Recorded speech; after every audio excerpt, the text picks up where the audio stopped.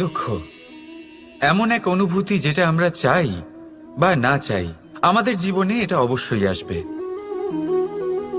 আমাদের মনকে বিব্রত করে তুলবে, আমাদের মনকে বিচলিত করে তুলবে। কখনো ভেবে দেখেছেন এই দুঃখ আমাদের জীবনে কেন আসে, কিভাবে আসে? যদি আপনি মন দিয়ে চিন্তা করেন তাহলে আপনি বুঝতে পারবেন যে এই দুঃখের অনুভূতি পরিস্থিতির থেকে বেশি মানসিকতার থেকে বেশি আশেপাশের লোকজনের সাথে জড়িয়ে। কারণ আশেপাশের লোকজনেরাই আপনার জন্য পরিস্থিতি তৈরি করেন, যা ভালোও হতে পারে আবার খারাপও।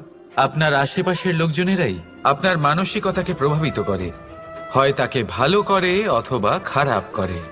আমাদের জীবনের অর্ধেক দুঃখ এই কারণে যে আমরা তাদের উপরে আশা রাখি যাদের ওপরে কোনো আশা রাখা উচিত নয়, আর অর্ধেক দুঃখ এই কারণে যে